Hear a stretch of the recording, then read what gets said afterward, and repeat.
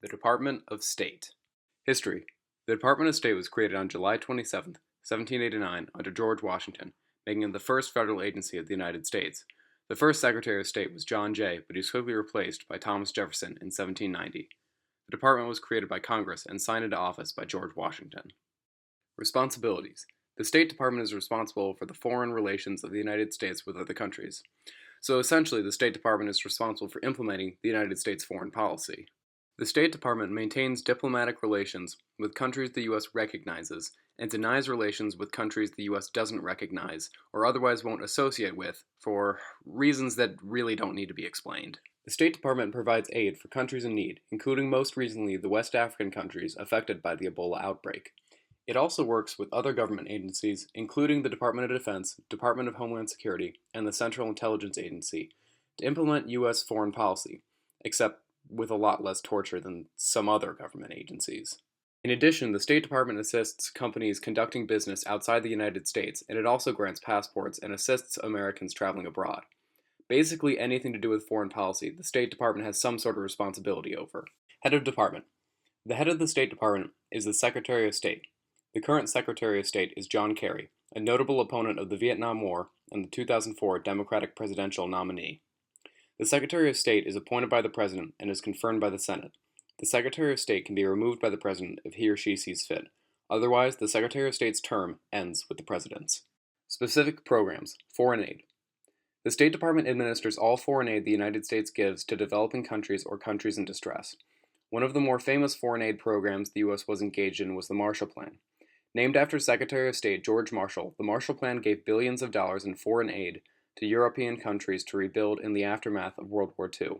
While most Americans were not directly affected by the Marshall Plan, it rebuilt Western Europe, allowing U.S. companies to trade with Europe, ushering in economic prosperity not seen in the U.S. since the 1920s. So yes, the Marshall Plan was very successful due to its effect on the United States economy, but it was also effective at deterring communist revolutions in Western Europe when the stability of those nations was vulnerable. Free trade agreements.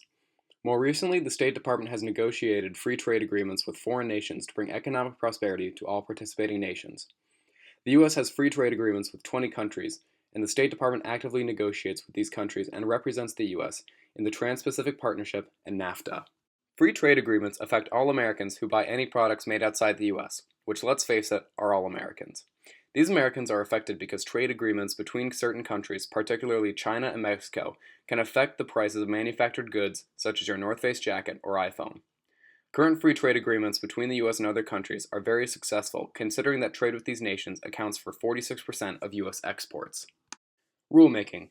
The State Department has some rulemaking ability, such as what identification is needed to obtain a passport and whether or not a visa is required when visiting or working in a specific country. This is due to administrative rulemaking where bureaucrats fill in vague phrases of laws when implementing policy. Influences. The Department of State is greatly influenced by the Senate's Committee on Foreign Relations. This committee leads foreign policy legislation in the Senate which directly affects what the State Department can and should do when it comes to foreign policy. They also hold the confirmation hearings for all presidential appointees to the State Department. The Senate Committee on Foreign Relations also has some congressional oversight over the State Department. Scandals.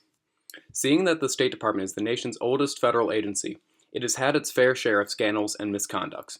One of the more controversial and well-known scandals was the State Department's mishandling of the Benghazi attack that took place at the American Embassy in Benghazi, Libya, in 2012. The State Department was criticized for not taking precautions that could have prevented the attack. Then, Secretary of State Hillary Clinton took the formal blame for the mismanagement. Facts. The Secretary of State has been the stepping stone to the presidency. A few presidents served as the Secretary of State before becoming president. These include Thomas Jefferson, James Madison, James Monroe, John Quincy Adams, Martin Van Buren, James Buchanan, and possibly Hillary Clinton. The Secretary of State is the first cabinet position in order of presidential succession. The Secretary of State is often seen as one of the four most important cabinet heads, along with the Secretary of Defense, the Secretary of the Treasury, and the Attorney General.